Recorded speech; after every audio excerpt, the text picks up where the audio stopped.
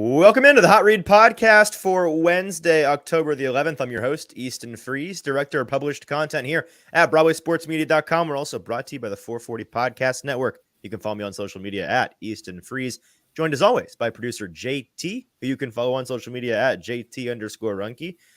JT, you and I both busy packing to head over to London for this weekend. How are you, my friend? Are you keeping all your ducks in a row? No. None of them are in a row. In fact, all of my clothes are still on my floor, neatly folded though, but not in a suitcase. So progress. That's good. Progress, not enough progress, but you know. I'm currently frantically doing laundry, pulling out a suitcase, Googling weather, all of those good things. Well, we're going to make it up as we go. But we're excited to head to London to see the Titans take on the Baltimore Ravens this weekend. And we're going to be talking a little bit about that and the team as a whole today with a special guest, friend of the show, Nick Suss, Tennessee Titans beat reporter from the Tennessean. Let's go ahead and bring him on in. Nick, how are you, my friend? Okay, real quick. Packing is super easy and stop complaining about it. You put stuff that is one place in another place. That's fair. You know, well, when you put it like that, it takes you 5 minutes. It's the easiest thing to do.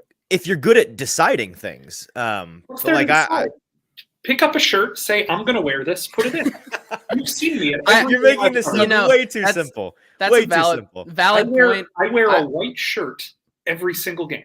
I put a different tie on because everything matches the white shirt. Life is really easy to optimize, and you guys are overcomplicating this stuff. Just put stuff in other stuff. Packing. I moved houses like 14 times in the last 3 years, or last 7 years. I know what I'm doing. Trust me. Just put stuff in other stuff.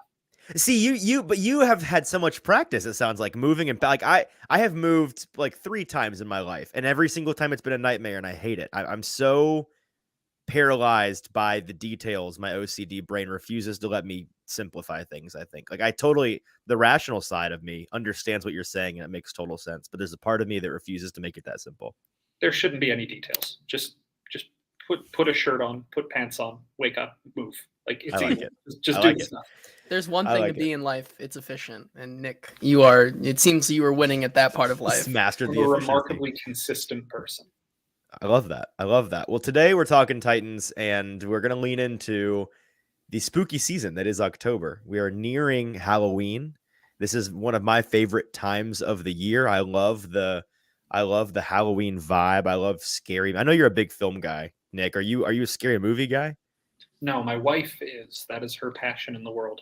Okay. You don't want anything to do with it. I don't dislike it. I have learned as somebody, spoiler alert to anyone here, I don't believe in paranormal stuff. So it doesn't scare me. Like I can watch all of these movies and I'm like, why should I be afraid of zombies? They're not going to get me. Well, that takes the fun out of it, but I understand your point. Your point. Like there are a lot of the thrillers, a lot of the psychological stuff. Yeah, no, that gets me. But just like a ghost movie, I'm like, okay, yeah, no, that seems like that would be sucky if ghosts were something I believed in. That's fair. Well, we're going to do a game today that we made up today, completely out of whole cloth. It is silly. It is stupid, but it's a fun way to get us from topic to topic and discuss what I wanted to discuss today, which is the plethora of issues this Titans team has and how severe those issues may be. We're going to play How Spooked Are You? It's going to be a game where we go segment by segment of this team, and we decide, Nick, you and I, maybe debate if we don't land on the same conclusion here, but it's not spooked, sort of spooked, or super spooked by these different elements of this Titans team. So that'll be fun and silly, and we'll get into all of that in just a minute. Got to take care of our wonderful and amazing sponsor, though. First, we are sponsored by Boom Boss Pizza here in Middle Tennessee. They have 3 Middle Tennessee locations in East Nashville, in Murfreesboro, and in Spring Hill, where JT and I do our Thursday shows live before Thursday Night Football almost every week of the season. We'll be missing the next couple because of our trip to London. But other than that, when we get back, just in time for the Titans to go to Pittsburgh for a big Thursday Night Football game, we will be live at Boom Boss covering that, watching that afterwards, doing a show from there, and that'll be exciting. But they make delicious pizza. 4-time winners at the Las Vegas International Pizza Expo, the only company in America to be able to say that they have won Best Pizza in America twice at the International Pizza Championships. It's delicious stuff. They have fantastic selections over there. And we'd love for you to check them out. So check out Boom Boss Pizza wherever you are in Middle Tennessee. Make sure you're subscribed, by the way, to the Broadway Sports Media YouTube page. And if you're watching with us live today on a Tuesday, appreciate you being here with us. Do me a favor, head on over to Broadway Sports Media on YouTube, hit that subscribe button, and then watch this live stream there so that you can be a part of the conversation in the comments and maybe chime in as to how spooked you are about certain element of this team, or maybe you have something that you want us to discuss about this Titans team that we don't bring up on our own. We are open to suggestions. All of those good things can come in the comment section on YouTube. All right, JT, if you would not be so kind as to take us segment by segment through. I've written down in our rundown that Nick is not privy to, so he's really going to be working on his toes here today, ladies and gentlemen. It's all live. We're doing it live, but I already know these questions. JT, can you start us off with this first one? Sure. Let's start off with a guy that we really haven't seen a lot of this year, and that's Treylon Burks. His start to the sophomore season has been one plagued with a bunch of injuries and a little bit of disappointment. Both of you, how scared or spooked are you of Treylon Burks' start to year 2? Nick, would you like to go first? Sure. Are we going on a scale out of, you said 1 to 3? Yeah. It's kind of like it's a spin on no deal, small deal, big deal kind of thing. Like, typical sports radio, sports television. Yes, definitely. Not spooked, sort of spooked, super spooked. Which of those 3 are you on Treylon Burks? Sort of spooked. We saw him play in training camp. We saw him play in mini camp, all throughout OTAs. He looks like he's a really good receiver. We've also seen 2 years worth of him dealing with injuries now. It's all minor stuff. It's all like unconnected stuff. It doesn't seem like turf toe is connected to concussion, is connected to LCL, is connected to whatever he's dealing with now. But the number one predictor of future injury is always past injury. And the more injuries you pile up, the more concerned you have to be. So I'd be somewhat spooked by that. I'm not overly concerned about his ability to play football, though. The 3 games he played this year, he was underwhelming. They also played some pretty solid defenses. I don't know. I'm not concerned so much about his ability to play football as I might be about his ability to rack up 16, 17 games a season. Yeah, I'm in agreement with you. I'm sort of spooked, and the sub question here that I find interesting is which is more concerning to you, Nick? The injuries so far, the knee preseason, gets back, hurts his knee again in what we believe to be a different way, but it's keeping him out of games. Is it the injuries that are concerning you more, or what we've actually seen from him on the field? No, again, I've never been concerned with what we've seen on the field. And I get that he's played poorly at times this year. The Cleveland game in particular was underwhelming. Right. But we also don't know how healed he was from the first knee injury. Fair. Like, moving side to side is pretty important for a wide receiver. And yes, it is. He was slightly limited in his ability to do so. Now, if he comes back and he struggles all year and you chalk it up to, hey, he had a down year, yeah, then you get a little bit more concerned about the production side of it. But right now, it's the best way to catch passes is to be a receiver who is on the field. And he has not been that the last 2 games. And that's really the first hurdle he needs to clear. Yeah, I agree. That's why I'm only sort of spooked by what we've seen from him so far. I'm maybe a little bit more concerned about what we have seen from him on the field than you are, but there is an element of patience there. Like we are, we've seen three games of him in his sophomore season. I don't even know, has he played 17 total games in his career yet? If so, it's like, I want to say it's 14. I think it was okay. 11. Yeah. So he's not even got one full season of starts under his belt healthy, which again, brings up the concern of, can this guy stay healthy? So far, that's a big question mark. But when he is on the field, the thing for me that, again, I'm willing to be and going to be patient on, there are elements to his game that we just haven't seen that were billed as, things that made him a first round caliber player. So far this year in particular, but I'd say in his first season as well, like, we really only saw his ability on a repeatable basis to be a downfield threat. And that's great, and that's important. The Titans need that. But this is a guy that was a yards after catch monster in college. This is a guy that was able to break tackles on a consistent basis, make guys miss, and get a little bit of sugar on the end of a pass and catch that's important for these teams, and is the kind of thing that the Titans in the past with guys like A.J. Brown and Corey Davis and the like were capitalizing on. He's not really shown us that. He's been relatively easy to bring down so far, at least anecdotally, and he doesn't have a ton of yak to his name in the NFL in a limited capacity so far. We also haven't seen a great ability to be a contested catch winner. It's been kind of hit or miss. We've, of course, seen some concentration drops and inability to bring in the ball in traffic. Like, it's those in as far as a route runner, he came out like that was one of his weaknesses, not the most polished route runner. Not many are coming out of college. What I've seen on tape this year hasn't indicated a big upgrade in that yet. I do question, like you mentioned, Nick, the ability to move side to side, like how much of his knee maybe not being 100% kept him from running better routes these first 3 games. But all of that kind of concerns me because so far we've really only seen him be a vertical field stretcher. I just looked this up out of curiosity. I'll leave it to you to guess. How many times in his NFL career has he been targeted between 10 and 20 yards downfield, like on a true intermediate route? It's a great question. 5. 11. He's been targeted 11 times, caught 5 of the targets. Okay. By comparison, he's been targeted 11 times, 20 plus downfield, and caught 4 of the targets. Right. Like, he's just the thing that we think of him being good at in college. He's not, for whatever reason, being afforded the opportunity, whether it's him not getting open, whether it's the plays not being called, whether it's the scheme being different, whether it's him not being the number one read. There's a lot of different ways you can slice it, but in order to run after the catch, you have to be in the open field. And this is true. Fair. He's not being put in position to catch passes there.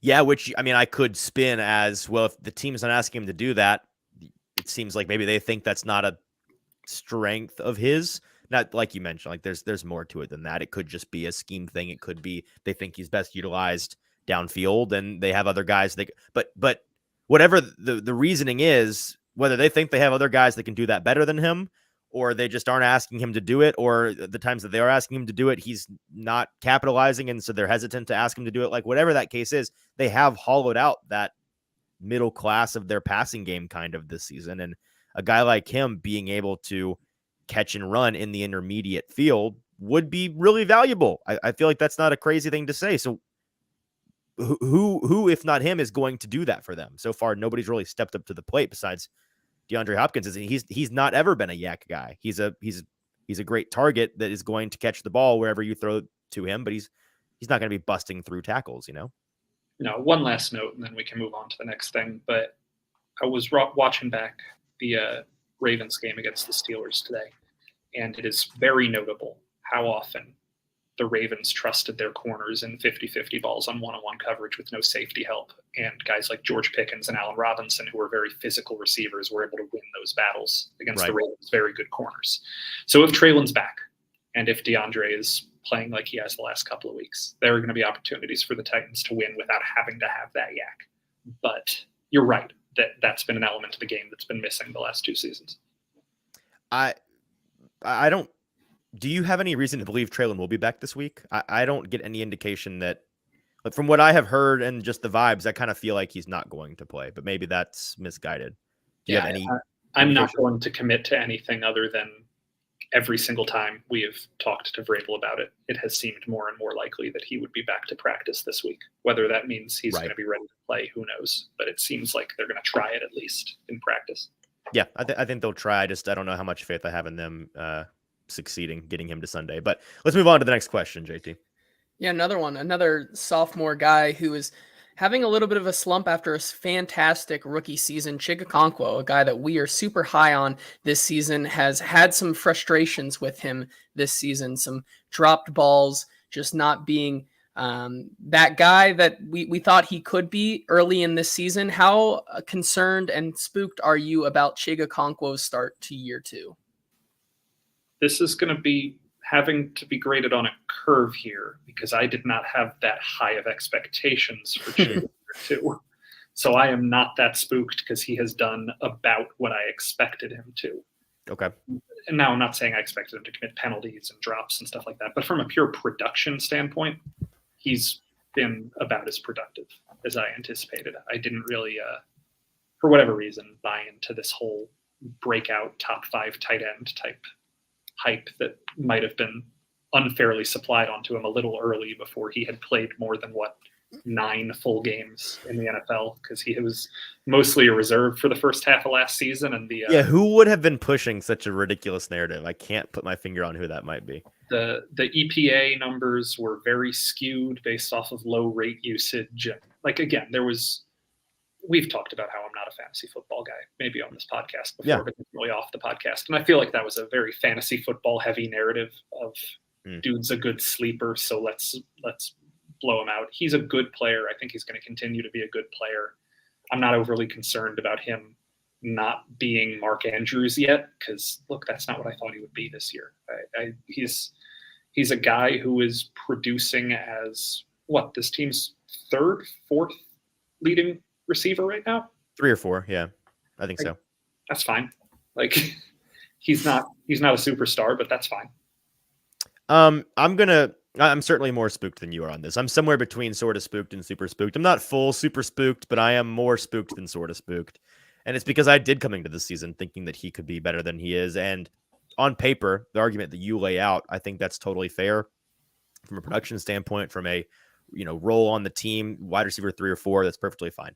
Cool. But using my eyes in the context of the games that he's played, the situations he's been put in, there are 2 big things that have me concerned. And one of those is the concentration drops. It feels like every week you have to have one just bad, inexcusable concentration drop for him to kind of get his head in the game. And that's not a thing you can do. And 2, what we saw last season, where every time he got the ball, that high motor, that frenetic energy and that big body with all that power that he has, he was able to, again, break tackles, get a lot of yak, produce for this team in that way on the ground with his legs. We've seen that high motor. We've seen that frantic running style. And he said to us in a press conference a couple of weeks ago, Nick, that every time I get the ball, I'm trying to do the most, which is reflective of the way that he operates once the ball is in his hands. But he's not been nearly as successful this year as he has in the past. And again, it's limited. There's a lot of games left to play. We've not seen a ton of the ball in his hand this season, but from what I have seen, I'm not going to say I have loved it. No, and that's fair. You have every right to like or dislike what you're seeing from a player. I tend to look at things probably a lot more in the aggregate than most people. So this is more of a me being me thing than a most people being most people thing. But when you look at the puzzle of this offense, how does everybody fit in? Getting Chig going could be really valuable, but I don't think it's going to be the thing that makes this offense run. I would say that DeAndre's more important, that Treylon's more important, that Derek and Tajay are more important. And that's not to say that there's not an important role for Chig to play. And that's not to say that I don't think Chig's going to have some solid games. I think he's going to be a really important figure in this team, especially as they try to get a little bit better in the red zone, which is something that I think Chig can help with, especially as they try to run more on the perimeter, which is something that's been a struggle at times this year. As you do all of these things, you want Chig to be a valuable asset, but I'm not overly concerned that look, the 2 penalties on Sunday were bad, but I didn't think one of them was necessarily as bad as the other. And drops are drops. They're going to happen. You don't want them to happen, but you never know. I'm not going to call them concentration or skill or any of that stuff. It's just you drop the pass. The stuff is happening, and you don't want it to be happening, but he's also a young tight end who is still figuring stuff out. Yeah, let's move on to the next one here, and it's having to do with the quarterback that is throwing the ball to these guys, Ryan Tannehill, who through 5 games has looked not great. If you're just looking at the box score, if you're a box score scouter like many are online. Last game against the Colts, 264 yards and an interception on 67% of completed passes. He currently has 2 touchdowns to 5 interceptions on the year. How concerned / spooked are you about Ryan Tannehill? I don't know. The Good answer. The problem with this Titans team, and I could give this answer for just about every player on the team. The issue right now is that I don't know what this team's average looks like. I know what their bad looks like. I know what their good looks like. I don't know what the middle ground is. And so it's really hard to determine who a player is or who a team is if you don't know what their middle ground is, because that's who most teams are. Most teams are what they are on the average. We know what the Titans are when they look really good. We know what the Titans are when they look really bad. I would say the closest we've seen to average was the New Orleans game, but that was by far Tannehill's worst game. So when you're talking about Tannehill, who is he right now? What are they getting from him? The Titans have the quarterback who is 10th in the NFL in yards per attempt right now. Like, if you just look at the pure production side of it, that's fine. Like, that's not losing you games. But then it's turnovers and it's drives that aren't being sustained as long as you'd want. And it's a rushing attack that's not getting going the way you normally would. And drops and penalties and all these issues that make it really hard to determine who's who. I kind of have to give it an incomplete grade for Tannehill because I thought that he played pretty darn well against the Colts, but he didn't have the big play that you often need, and he didn't have the opportunities toward the end of the game because of how long the Colts were on the field. So I don't know. I think that the bigger question for me is what happens after the bye week. I've always divided this Titans season into two phases, the first 6 games and the last 11. So is he going to continue to hold the reins? Who's going to be the active backup? All that stuff gets much more interesting after this week than it has been for the first 6 to me, which is testing grounds. Yeah, I agree. And the reason I wanted to bring this one up, I am not really all that spooked by this, but the reason I wanted to bring up the stat line in particular is because you've seen it. I mean, I have. I don't know. You stay out of the swamps of Twitter more than I do, and you're probably better for it, Nick. But it's been a very common thing for fans to pull up that very narrow view of Ryan Tannehill, 2 touchdowns, 5 interceptions through 5 games, and say, I'm done with people excusing this guy. I'm done with people excusing this offense. He's holding us back. You got to move on. And obviously that's an incomplete picture of what we've seen from him. Those three of those 5 came in his worst game, potentially of his NFL career, certainly of his recent career.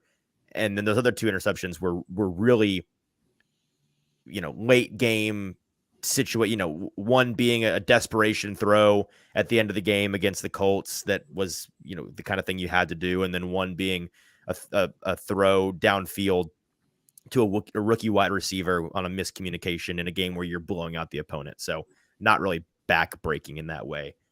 The 2 touchdowns part is what bothers me, and I have much less of an issue with Tannehill as I do with this team's red zone inefficiency. And we've been kind of harping on that in the media pool. This team for the past couple of seasons has been really efficient in the red zone. They've been fantastic when they've gotten down into that scoring area at getting 7 and not 3. This year, it's been the complete opposite. And it's something that I was talking to our buddy Zach Lyons about this earlier today. And it's an interesting point that he brings up that I'm going to ask the coaching staff next time that we're speaking to them. The past couple of seasons, this team has had an offensive coach whose job it is to do the advanced scouting, putting together the plays they're going to use in the red zone. Last year, it was Tim Kelly in Todd Downing's offense.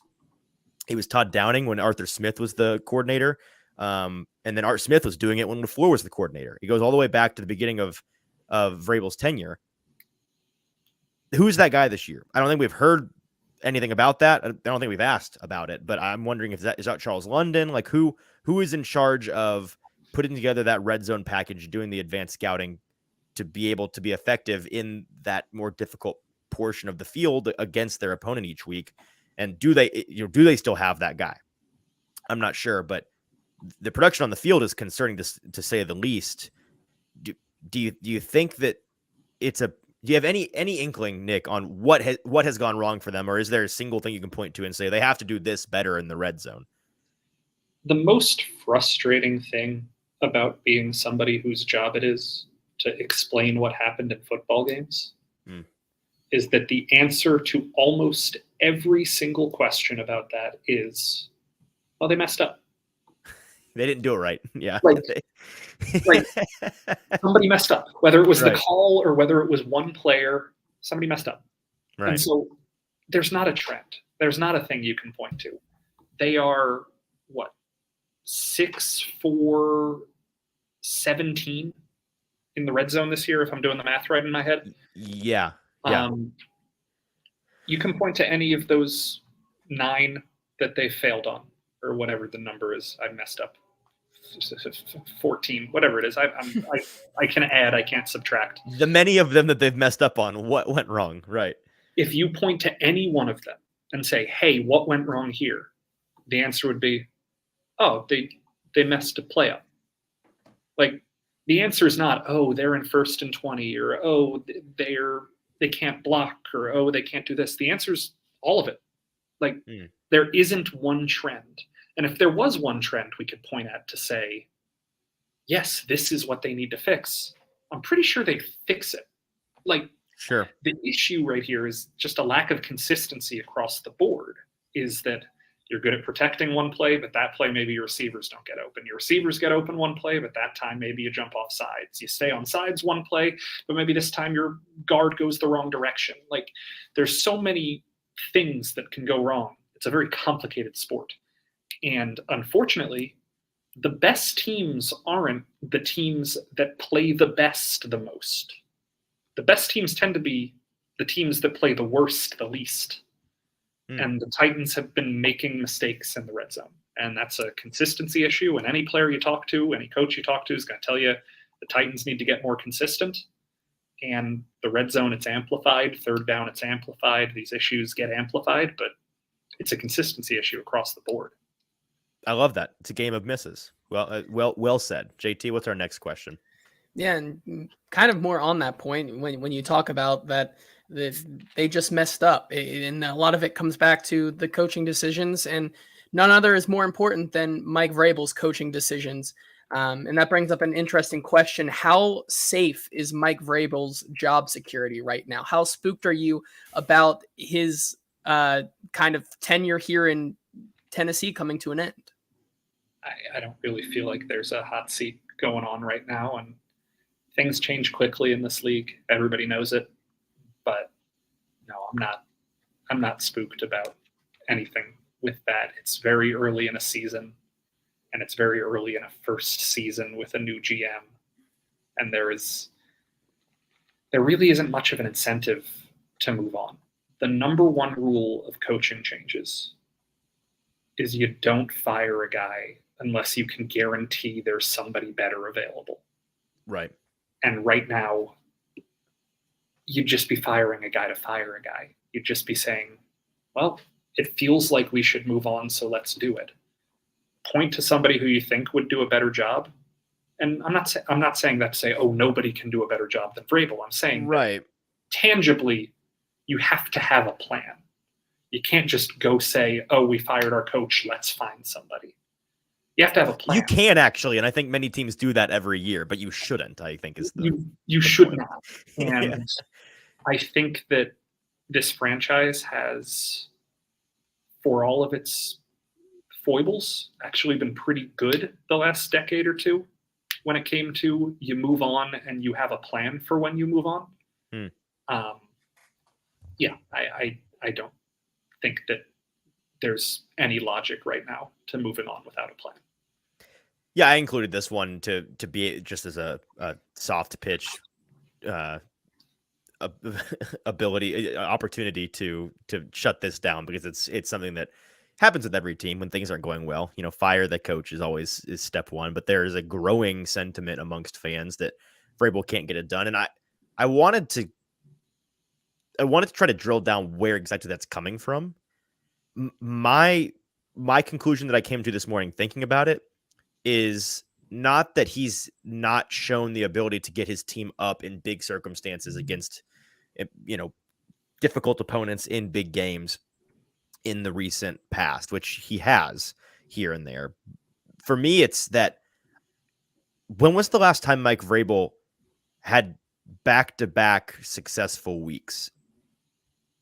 It's been a while since there's been just 2 games in a row where you're happy with this team and what they've done and how they prepared for a game and how they came in and executed and their energy. Like, we've been on this up and down roller coaster really since Green Bay of last season, where they just can't string a couple of good weeks together. And for better or for worse, that kind of thing's going to be attributed back to the head coach getting his team mentally and physically prepared to come into a ball game and be successful. And he's not done that in a while.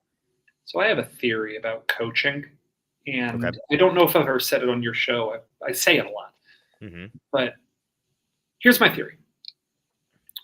The bottom 5% of coaches are going to lose you games. Right. The top 5% of coaches are going to win you games. Mm. The middle 90% probably don't matter that much. Mm. And this is me being somebody who always values the talent and production of players over the talent and production of coaching. Right. I'm not saying that coaching doesn't matter, but I'm saying there's a harder cap on the limit that coaching can set you up to win than there is on the limit that players can set you up to win. I love, sorry, go ahead. And my point with all of this is the Titans players aren't as good as some of the best team in the NFL's players. Right. That's not to say the Titans are a bad team, but we see where the caps are. We see what the cap is on coaching, what the cap is on players. The talent matters. Like, let's not get overly college football about it, but it's the same argument as recruiting matters. Like, you just need to have really good players, and the Titans have a lot of good players, but other teams have more good players. And I'm always going to say that's an issue before I'm going to say coaching is an issue. Because what can we point to and say, this has been a coaching problem this season? Like, what can we tangibly say is a coaching problem? Definitively, it's difficult for sure because there is such an ambiguity with what does and does not. What does a coach actually have influence over? Like, what does their touch? How far does that reach? But I think a lot of people look at, well, the Titans on the road have been miserable and looked like a different team than they've looked like at home. They've also not been able to string multiple, back-to-back weeks together. Like, is this team too emotionally high and low? Is this team not being coached in a way where they're getting up for these road games in a way that's going to allow them to win ball games? I mean, I love your theory and I love your point, but it makes me then ask, I think people for a couple of years now have considered Vrabel one of those top 5% coaches that can win you games. He is given a lot of credit in the media, and at times I think rightfully so, for being a guy that is able to will an inferior team, like you mentioned, this team roster wise inferior to some of the teams they're playing against, and yet in the recent past, Vrabel's been able to get that team to win regardless. He's been in that echelon of guys like Kyle Shanahan, who people consider the kind of coach that can win you ball games, right? Bill Belichick forever, Andy Reid, Mike Tomlin is that way in Pittsburgh, John Harbaugh in Baltimore. Like, is the argument that maybe he's given too much credit for his ability to impact the Titans' win and loss? No, the argument is that you just rattled off 6 coaches, and 6 coaches is 19% of the NFL. That's a lot bigger than 5. Right. So you're saying that it's actually way less of them than people perceive the number to be.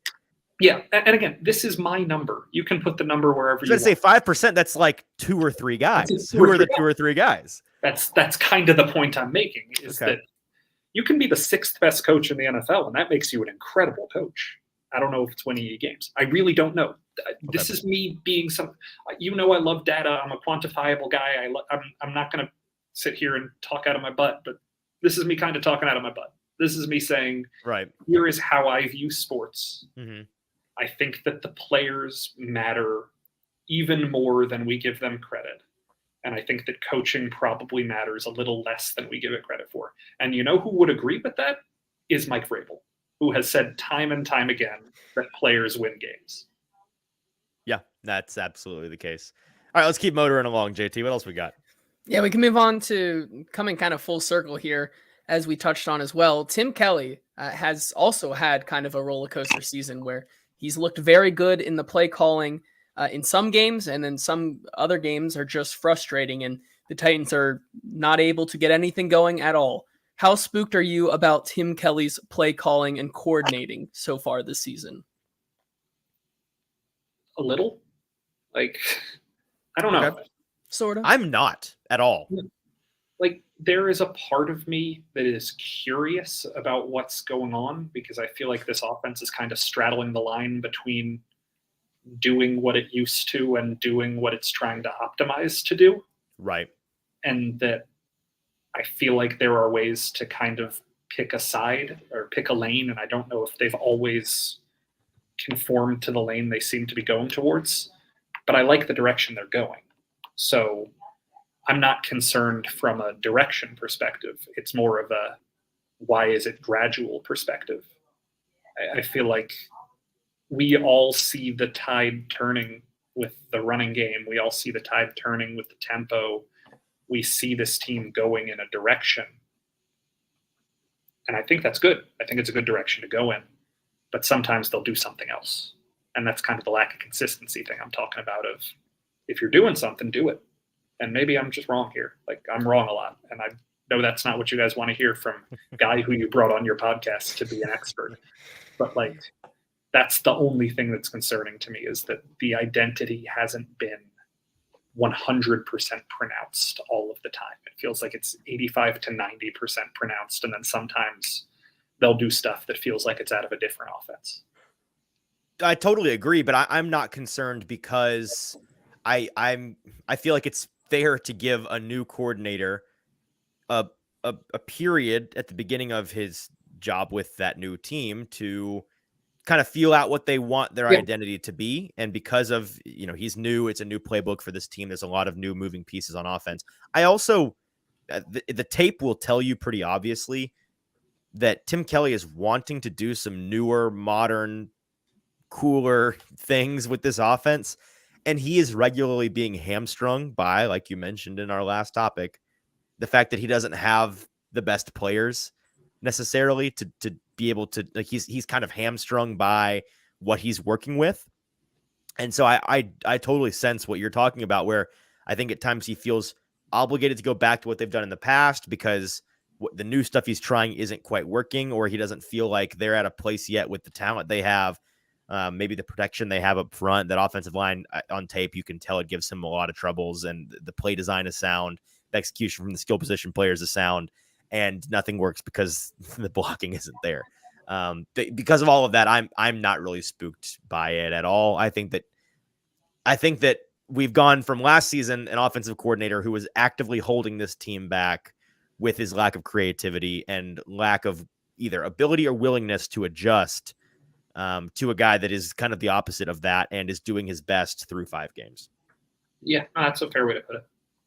Yeah, we can move on now to the defensive side of the ball.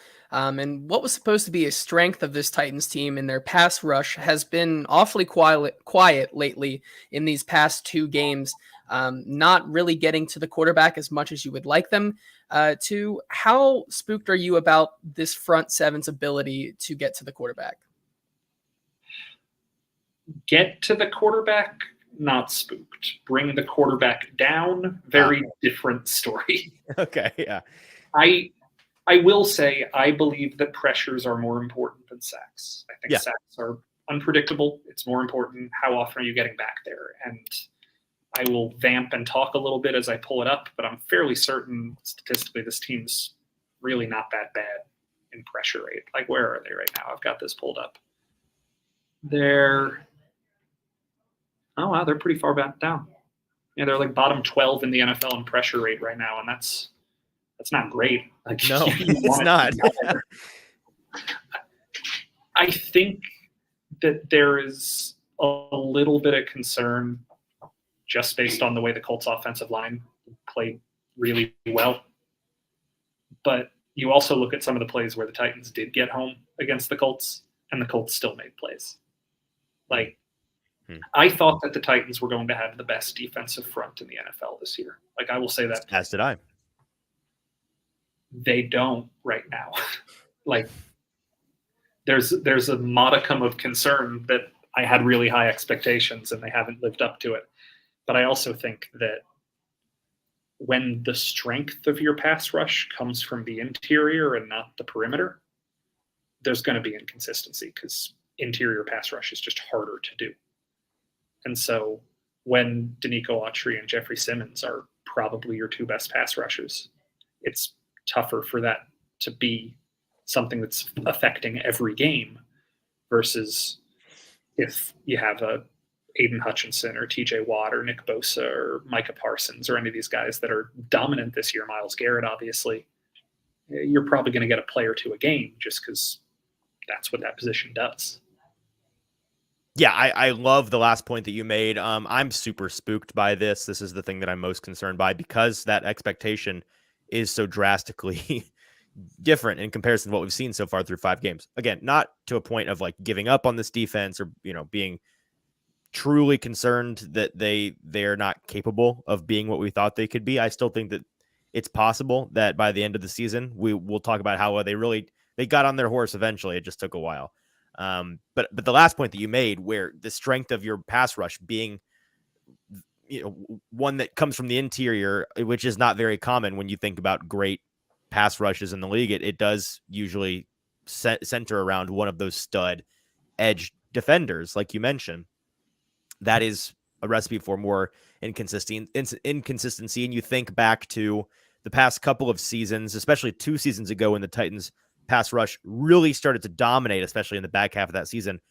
That was when you had Harold Landry playing at his best. It's when you had Bud Dupree starting to play, I think, the best ball that he did here in Tennessee.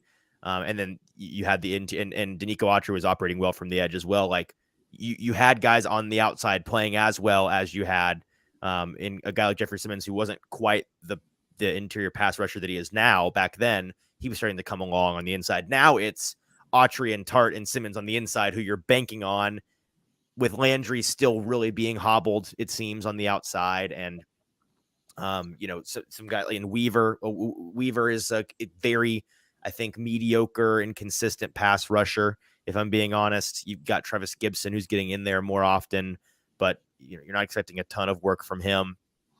I totally agree with you. And I think that the composition of this pass rush, the way that it's built, naturally is going to bring more inconsistency. And inconsistency might be too strong of a word. The real issue is that it's just tougher to get through guards and centers because you're often double teamed. Right. It's not even about these guys are playing inconsistently. That's not the point I'm trying to make. And I don't think that's the point you're trying to make either. Yeah. It's just not the easiest route to affecting the quarterback. Yep. And then building off of this one, another piece of this defense that was supposed to be spectacular going into the season is the run defense, which has been slipping the past 2 weeks, giving Joe Mixon his best game of the season in terms of yards per carry. And then Zach Moss also having a career day last week, going for 165 yards, an average of 7.2 yards per carry. That did have a long rush of 56 yards. But the point still being is that how is this defensive slippage that the front seven are having right now? How concerned are you about that? I'm gonna disagree a little bit on the fact that they slipped against the Bengals. Joe Mixon had like a good drive and a half. Like, they completely shut him out after the second or third drive of the game. Did they, or did they just stop needing to run because they were so far behind? Like, in that second half, they still ran somewhat effectively with him. A shutout is a shutout. It doesn't matter how it happens. Like, the dude had 2 really good runs, like a 9-yard and 11-yard run or something in the first quarter. And after that, he wasn't all that effective. Like, so does the absence of Tart last week explain away the Colts' performance then? No, the Colts' performance is explained away by the Colts' offensive line played really well. Like, okay, fair, yeah. Like, I agree. I'm not going I to do think minimize missing Tart was a big part of that, to be I fair, think that personally. missing Tart was a factor.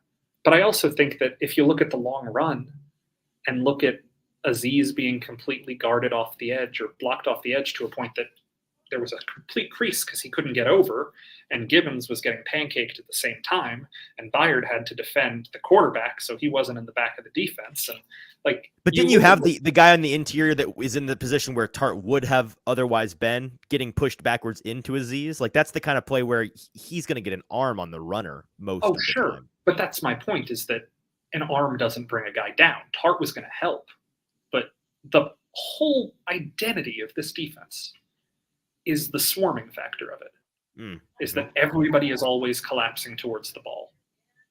And for whatever reason, all 11 guys weren't collapsing towards the ball last week. That doesn't seem like a one-person problem to me. That seems like man, hats off to the Colts. They blocked that game really well, sort of thing. Now, if this happens again, yeah, I'll start to be concerned. The Ravens love running the ball. Go back and watch the touchdown that, was it Hill had? Justice Hill, yeah. Hill had in the first quarter against the Steelers. A guy that I convinced JT not to start in fantasy this week, by the way. Shout out. An absolutely gorgeous play design where it was a read option. Lamar Jackson's here, Justice Hill's here. And it looks like the read is going to be Lamar coming at the end or Justice Hill going the other way. But what actually happened is Lamar reads the defensive end coming upfield, hands it off, and then Justice Hill counters back, and all of the blocking is pulling towards the side. So they were going that way either way, but they just took the defensive end out of the play by saying, ha, we have you blocked and not blocked. We have figured it. Like, Todd Ruhnke's got some really cool, sophisticated run plays that are going to be difficult for the Titans to corral. But after one game, I'm not. They had a really bad game. Hats off to the Colts. If it happens again, I'll be spooked. For now, I'm not spooked yet.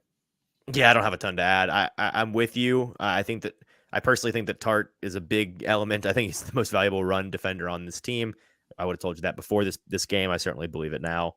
They have a sample size in the last 18 games of 17 really, really good ones, or 16 really, really good ones against the run. One bad game against a divisional opponent that, divisional games, there's always an element of strange unpredictability that always comes along with those. Doesn't bother me that much. And if Baltimore hangs 195 rushing yards on them in London, then I think it'll be time to pound the alarm a little bit.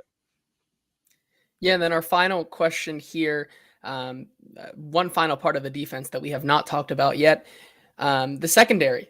How concerned or spooked are you of not their ability to continue to not play well, but their ability to improve? How concerned are you that this is just going to be it for the year and that they cannot get any better than how they've been playing? That's an interesting way to phrase it. I do think that most of the things they're doing wrong are correctable. Okay. So when it comes to the question of, am I spooked about their ability to improve? No, I think there is an ability to improve. The bigger question is, are these people going to improve? And that I just truly do not know the answer to. I will say, I've thought Roger McCreary's had a good year. I've thought that Sean Murphy-Bunting has had more or less a pretty good year. Yeah, agreed. I think Amani Hooker's had a good year. I think Kevin Byard, obviously they don't throw at him very much anymore, but as a run defender, he's had a great year, and he's still one of the better players in the league. We're all essentially talking about Christian Fulton right now. Right. I'm not going to say I am an expert in how cornerback play works. I'm not going to sit here and say I know specifically what he's doing wrong. And I don't know. Like, what I do know is that the mistakes tend to be gravitating towards one area when they're happening. And the mistakes seem correctable. It seems his eyes are in the wrong spot one play, or he makes a mental mistake here, or he doesn't get his hips lined up the right way, he doesn't get square. All of this is technique, and technique is correctable. But also, he's been in the league 4 years. Technique didn't get invented this year. Like, these are things that he has been doing or has been taught to do. And there have been times in his career where he has been very, very capable of doing this stuff. Let's not pretend that he's coming off the assembly line this week and it's like, oh, rent a corner, what to do? Right. Like, he has played well at times. He's played really well at times. He played pretty darn well against the Bengals a week and a half ago. But the consistency hasn't been there.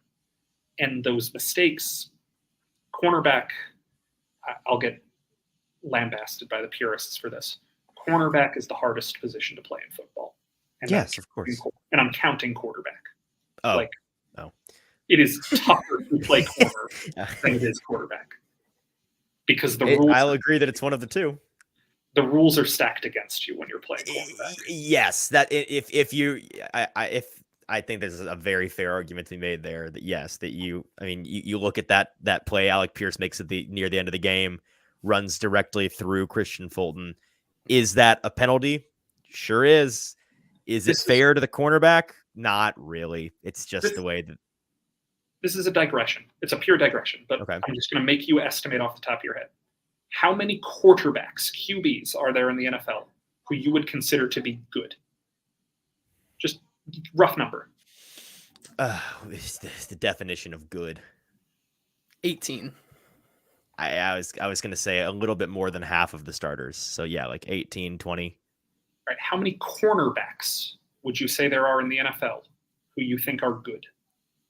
It's roughly that number. Maybe you could argue a little bit fewer. I think that there's probably at least 16 good cornerbacks. I'll say NFL. 12. Now, how many quarterbacks do teams start? One. How many cornerbacks do teams start? A couple more than one. Yeah. Usually 3, right? Yeah. So if we're saying 18 out of 32 NFL quarterbacks are quote unquote good, and we're saying 12 out of 96 NFL starting cornerbacks are good, it's an impossible position to play. That is not abdicating, or I used the wrong word there. That is not allowing people to be bad at the position. You should not expect your cornerbacks to be bad. But realistically, most cornerbacks aren't good because it's impossible to play that position well for a long time. Look at Josh Norman. Look at Richard Sherman. Look at Darrelle Revis. Look at the guys who were the best of the best for like 3 years. Right. And then were out of football a couple of years later. Like Alteron Werner, when he was with the Titans, I think there were 2 or 3 years where he was a top 5 cornerback in football and just kind of wasn't after that. It's such a tough position to play. And J.C. Jackson is the stud in New England, and then he can't get on the field in L.A. Right. I have no basis for saying this other than it feels correct. So if I'm wrong, please prove me wrong. I would assume the turnover rates at all pro positions at cornerback are shockingly high compared to the rest of the league. Because like being the best cornerback in the NFL 2 or 3 years in a row, you get the vote if you're Jalen Ramsey on name recognition, but right. I don't know. It's so difficult to play cornerback well. And that's why, like JT, when you phrase the question as, is it correctable? Yeah, no, of course. But like, will it be corrected? I don't know. The best cornerbacks in the world can give up big plays and get penalties called on them and stuff. Like, it's just not a position that people play well. All right. I think that's a great note to end on. That was How Spooked Are You? Thanks for playing along with our silly game, and I appreciate everybody watching with us live. Before we get out of here, JT, we got a couple of things in the news that we need to get to. So hang with us real quick, Nick. Let's talk about what is in the news. JT, what we got? Yeah, we can start with a few Titans transactions, and one to be specific. The Titans yesterday announced that they were releasing Jaden Peavy off of the practice squad. Any thoughts on this, or just another routine move here for the Titans? Did not play well on Sunday. I don't think that they've been very happy with him since the preseason, which he was one of the guys that looked really promising in the preseason. They spoke like he was a promising player in training camp, and it's just not really worked out for him. I don't know, Nick. Do you have any further insight on Jaden Peavy's role with this team? I used to cover baseball, and I would tell people all the time, hey, yeah, the team you love, your first baseman's not hitting right now. The other 8 guys are hitting. Who cares if your worst hitter's your worst hitter? If the 53rd guy on your roster is not that good, he's the 53rd guy on your roster. Like, I had high expectations for Jaden Peavy this year, but if your 5th defensive tackle is not producing at the rate you want him to, you're going to be fine. Good take. Yeah, moving on now, just kind of where we are right now as the Titans head over to London. Of course, the Ravens are already there, but the Titans will be there soon, taking a little bit of a different approach than the Ravens. Right now, the line for this game started at 4, but the Ravens are 3.5-point favorites now over the Titans in Sunday's game in London. Lamar Jackson, though, this is interesting, has not lost a back-to-back game since 2021. And over the last 2 years, Jackson is 5-0 after losses with 7 touchdowns and 2 interceptions. So the main point of this is going to be if you can get to Lamar Jackson, you have a chance to win. This game's an interesting one because I feel like it has potential to be one of 2 things. Either it is your classic Titans-Ravens rock fight, and it's entertaining and gross and somebody wins close, or the Titans kind of get trampled. Maybe I'm wrong and it's another Bengals situation where for some reason they handle business really thoroughly, and I'll be even further confused on what this team is if that's the case. But I think there's an opportunity for the Ravens in this game to win handily if they play their best ball and the Titans aren't significantly improved from last week. Nick, what are your expectations for this game? Something dumb's going to happen. Okay. That's my whole thought. Okay. I don't know what it is, but something very dumb is going to happen in this game. You got 2 teams traveling a long way, 2 teams coming off of losses, 2 teams with, shall we say, inconsistent offenses this season. I don't necessarily know if the team that plays the best is going to be the team that wins this game. I think the team that benefits the most from the dumb thing is going to win. So vague. I love it. But that's kind of my view. What you're describing as a classic Titans-Ravens rock fight is something dumb. Something dumb's going to happen. Right. That's fair. There's going to be some foolishness. Okay. I don't know who's going to cause the foolishness. I don't know what the root of the foolishness is going to be. Right. I don't know if it's going to be Miami against Georgia Tech level of foolishness, or if it's going to be basic run-of-the-mill foolishness. Right. But expect some foolishness. If it's Miami, Georgia Tech level of foolishness, it's going to be a time. It's going to be a story. It's going to be fun dealing with the masses after that one. JT, anything else in the news? Yeah, finally, even though the Titans are 2-3 and could move to 2-4 with a loss against the Ravens because something dumb inevitably happens this week, it's interesting to see how close all of these teams are in the AFC South so far. And if you look at the tier list here between offensive EPA per play and defensive EPA per play, it's really interesting that if you look right there in the middle, there's just a whole division. How about there's that? the whole division. The Colts, Jaguars, Texans, and Titans are pretty much evenly matched through this week 5 here in both offensive EPA per play and defensive EPA per play. So, case in point, this division is nowhere near over. Yeah, it's a mid-off for the ages. I mean, this division is, as based on EPA at least, and I think that my eyes tell me that this is pretty accurate. They're all right now, and things can change. It's a long season. Right now, they all seem very mediocre. They all have significant flaws, and they're all capable of winning most every Sunday, which makes for an interesting division race. And maybe we get this weird, everybody's 500 to the end, and it's 4 teams that all have mediocre records, and there's a razor's thin edge between who moves on to the offseason and who does not. But I don't really see anybody running away with this division at all this year. Nick, what do you make of this division so far?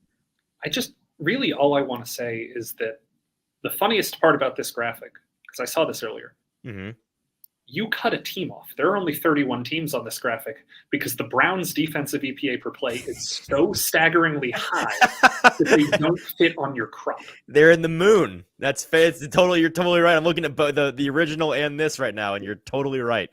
They're in the stratosphere. I love that a team's defense can be so high that it breaks rectangles. But about the division, yeah. What you said. There's a lot of average teams. The NFL is made up of average teams.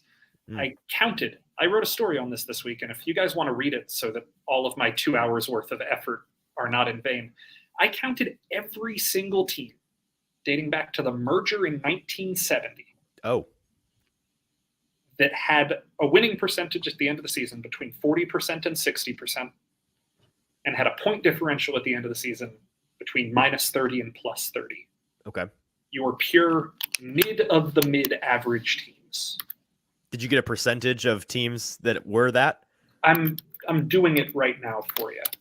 So over the course of 52 seasons, there were 268 teams that did that, which means there's an average of 5 a year that are perfectly average. And 4 of them might be in the AFC side. That's amazing, and I think a very fair take and a very funny one. All right, that is producer JT with the news, and that is our show for today. Appreciate Nick giving us his time and quirky, funny insight. Appreciate you joining us on short notice, Nick. What besides that article that we're going to go read after this should the people be checking out from you? Yeah, keep an eye out for an article that's coming out tomorrow morning that is me slowly going insane trying to answer the most obvious question in human history. Okay. Just a plug for your viewers to keep an eye out, because I did way too much research and reporting for this. So we're gonna keep the question under wraps. I'm telling you the question now. Okay.